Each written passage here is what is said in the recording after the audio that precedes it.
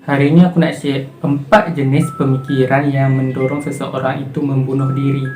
Pertamanya, kita ada pemikiran kata logik. Seseorang yang memiliki pemikiran kata logik ini membunuh diri kerana didorong oleh merasakan dirinya keseorangan, rasa sunyi, dan ia menggambarkan seseorang yang putus asa dan mempunyai sikap pesimistik yang melampaui. Sikap pesimistik ni macam seseorang yang menjangkakan sesuatu yang buruk akan berlaku pada dirinya, dan dia juga menggambarkan seseorang yang merasa dirinya tak berguna.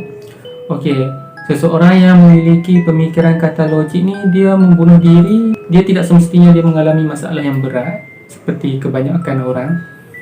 Cumanya punca utamanya disebabkan rasa sunyi dan rasa keseorangan. Yang kedua pula, seseorang yang membunuh diri kerana didorong oleh pemikiran yang logik, iaitu seseorang yang disisihkan oleh masyarakat, contohnya macam friendzone, dan merasakan dirinya tidak diperlukan. Mereka sentiasa berada dalam penderitaan yang berpanjangan dan menganggap dengan membunuh diri itu adalah cara yang terbaik untuk mengakhiri penderitaan mereka. Kemudian kita ada pemikiran yang kotor, lebih kepada seseorang yang tidak bersyukur dengan apa yang dia ada. Dia merasa tidak bahagia dengan apa yang dia ada, dan dia tidak berpuas hati dengan kehidupannya dan merasakan hidupnya tidak sempurna. Dan orang macam ni, dia percaya dengan membunuh diri boleh membuat satu peralihan kepada kehidupan yang lebih baik. Kemudian menganggap membunuh diri adalah satu cara di mana mereka boleh mengelak dari perasaan malu dan sengsara. Kemudian kita ada pemikiran paleologik. Logik iaitu seseorang yang berasa keliru dengan perasaan mereka, dan mereka membunuh diri kerana didorong oleh perasaan kekeliruan dan hayalan. Contohnya mendengar bisikan yang menyuruh mereka untuk membunuh diri, ataupun mereka merasakan satu kuasa gaib yang mengawal segala tingkah laku mereka. Lately kita banyak dengar kes-kes bunuh diri, especially among celebrities. Yang terbaru, K-pop idol Sulli. Selalunya bila ada kes suicide atau bunuh diri yang viral ataupun high profile ni, dia boleh menyumbang kepada trend bunuh diri yang lebih tinggi. Ini kita panggil copycat suicide dalam psychological termnya lah. So kita tahu copycat tu apa kan? Copycat ni bila kita tiru atau imitate orang lain. Samalah bila kita cakap pasal copycat suicide, maknanya kita meniru perbuatan orang lain untuk membunuh diri. Bila ada artis yang bunuh diri ataupun orang-orang yang terkenal bunuh diri, orang lain yang ada suicidal thoughts ni, dia lagi kukuh dia punya perasaan nak bunuh diri. Sebab orang tu boleh bunuh diri, aku pun boleh. Selalunya bila kita dengar kes-kes bunuh diri ataupun orang yang ada suicidal thoughts, belum cuba lagi untuk bunuh diri, kita dah macam mula nak kecam. Kau ni tak ingat Tuhan ke? Kau ni macam tu, macam ni, macam tu, macam ni. Tapi kita tak pernah pun nak cuba untuk fahamkan kenapa dia orang ada suicidal thoughts. So, kalau ikutkan statistik, lebih ramai perempuan yang akan cuba membunuh diri. Tapi kalau yang successful, yang berjaya bunuh diri, selalunya lelaki. Sebab lelaki lebih confident untuk bunuh diri. Tapi perempuan tak jenis yang macam nak buat tapi patut ke hesitant lah. Tak pasti betul ke tak aku buat ni. Dan kita kena tahu perbezaan suicidal thoughts, suicidal attempts, suicide. So kalau suicidal thoughts, dia hanyalah pemikiran saja. Dia belum mula untuk cuba lakukan perkara-perkara yang boleh mencederakan diri. Dia dalam otak je dulu. Tapi bila attempt, dia dah kepada perbuatan.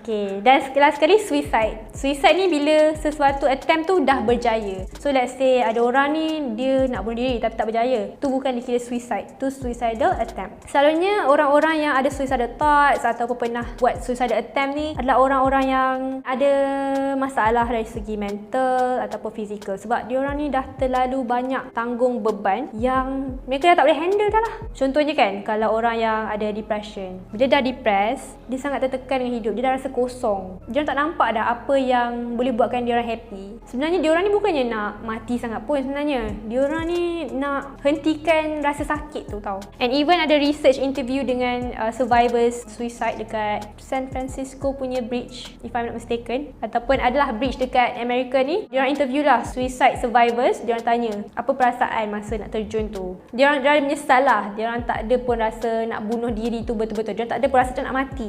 Daripada situ kita nampak lah diorang ni sebenarnya perlukan bantuan. Mereka tak nak pun mati sebenarnya. Diorang nak orang tolong supaya diorang boleh keluar daripada masalah diorang. So kita ni outsiders, daripada kita hentam diorang, kecam diorang, baik kita tolong apa masalah yang diorang ada. Kalau tak boleh tolong pun at least rujukkan diorang ke pakar, pujuk diorang pergi jumpa doktor, psychiatrist. Ada juga orang yang ada suicidal thoughts ni, dia ada hallucination. Hallucination ni ialah bila kita boleh dengar benda yang tak real ataupun nampak benda yang tak real. So setengah orang yang ada suicidal thoughts ni, dia dengar suara bunuhlah diri, kau ni tak guna. So dia dengar tau benda-benda tu. Kita yang normal ni mungkin takkan faham pun benda tu sebab kita tak pernah lalui. So dia orang dengar suara-suara suruh bunuh diri. Of course hari-hari dengar benda-benda macam tu, mestilah dia rasa down kan. Suara-suara tu menyokong dia untuk bunuh diri. So bila kita kecam, suara tu pula suruh bunuh diri, lagilah senang dia untuk bunuh diri. So itulah sebab-sebab orang boleh ada suicidal thoughts. So macam mana kita nak detect kalau orang tu ada suicidal thoughts atau tak? Paling senang bila dia dah start cakap pasal suicide lah. Rasa macam nak bunuh diri. Dia cakap sesuatu pasal dah tak tahan dengan hidup. Something like that. Benda tu ialah memang dah warning sign. Walaupun dia cakap main-main, kita kena take it serious. Sebab once dia dah cakap benda tu, dia dah ada dalam otak tau. And it can stay in the mind. That's a red flag for suicidal thoughts or suicidal attempts. Next is bila dia dah cuba untuk menyakiti diri, self-harm. Contohnya, dia hentak kepala kat dinding, dia ambil pisau, tore tangan. Tu adalah salah satu tanda juga dia ada suicidal thoughts. Sebab bila dah peringkat cuba untuk menyakitkan diri tu, dia dah kira serius jugalah, boleh lead to suicide. Some people dia akan tinggalkan wasiat, surat macam kata-kata terakhir. Tak semestinya surat, mungkin post, last post dekat Twitter, Instagram, boleh jadi tanda yang dia dah ada suicidal thoughts dan dah ada plan untuk lakukan suicide. Selain tu juga, bila kita nampak perubahan daripada behaviour dia, contohlah sebelum ni dia seorang yang ceria, dia suka lepak dengan member, tiba-tiba dia dah cuba untuk kurangkan social. Dia dah jadi seorang yang tak bersosial, duduk bilik seorang-seorang, dia tak nak interaction dengan orang. Ni sebenarnya salah satu tanda depression, tapi bolehlah kalau kita nak berjaga-jaga, takut dia dah start ada suicidal thoughts masa ni. And then kadang-kadang ada juga yang tiba-tiba dia jadi tenang. Macam contohlah kan, past few weeks dia sangat-sangat stres, nangis, tiba-tiba tak ada apa-apa, dia jadi tenang, dah tak terfikir banyak sangat. Tu kiranya dia dah macam determine, oh aku nak bunuh diri, aku akan tak perlu lalui masalah ni dah. Sebab tu dia tenang. Jangan kita salah tafsir macam oh dia dah okey kot dengan masalah dia. Let's say kalau masalah tu ada tapi dia macam tu, mungkin kita boleh berhati-hati jugalah. Kalau dia tenang sebab masalah dah selesai, baguslah. Tapi kalau masalah tu still ada tapi perangai dia dah lain, boleh berjaga-jaga. Okay, macam mana kita nak tahu keseriusan orang tu nak bunuh diri ke tak? First thing, jangan takut untuk tanya dia, ada tak suicidal thoughts? Ada tak terfikir untuk bunuh diri? Sebab kadang-kadang kita takut tau. Kita takut nak tanya sebab kita takut kita yang trigger dia untuk bunuh diri. Sebenarnya tak. Bila kita tanya, dia akan open, kita tahu okay, dia ni tak ada suicidal thoughts lagi. Let's say kalau kita tanya, dia cakap ada, okay, memang tahap kena berjaga-jaga sebab dah ada suicidal thoughts. Next, let's say dia dah cakap ada suicidal thoughts, tanya dia, pernah tak cuba? Sebab kita nak tengok dia ada attempt tak. So bila dia dah ada attempt, maknanya dia dah ada plan tau macam mana nak bunuh diri. Okay, aku nak bunuh diri macam ni. Contoh, tali, tore tangan. Bila dia cakap ada, okay, maknanya itu severity dah tinggi dah sebab dia dah tahu macam mana nak buat. And then kita kena make sure dekat rumah dia tak ada benda yang dia boleh gunakan untuk bunuh diri. Contohnya, dia nak gantung diri. Tanya dia, kat rumah ada tali tak? Kalau tak ada, okay, selamat lagi. Tapi selalunya bila dah tahap ni, dah ada plan semua ni, kita dah start kena take it to the next level lah, which is kita kena bawa dia pergi hospital. Dia nak tak nak, secara paksa pun kena juga sebab kita takut dia dah level yang tak kisah, dah memang nak buat. Dekat hospital tu, dia orang akan monitor dia, bagi makan ubat untuk dia stable balik. Mungkinlah akan ada kawan kita yang main-main, yang bagi kita main-main. Dia cakap, aku rasa macam baik aku mati je. Tapi cara dia cakap tu tak serius tau, macam dalam joke. Tapi walaupun dia joke, kita tak boleh ambil mudah sebab macam saya cakap tadi, dia dah keluarkan perkataan tu. Maknanya benda tu dah ada dalam otak dia tau. So bila benda tu dah ada dalam otak, maknanya memang dia pernah terfikirlah pasal benda tu, which is something yang serius. Kita kena tolong dia, tanya dia apa masalah dia dengan cara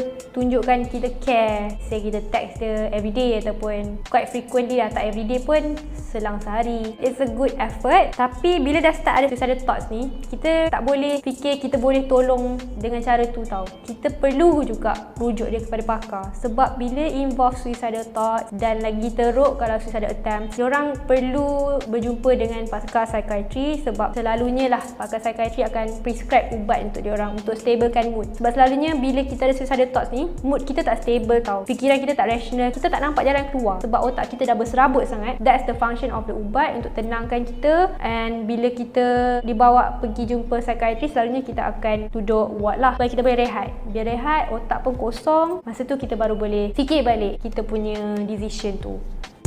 Nå helgen nærmer seg, spør alle hva jeg gjør da. Jeg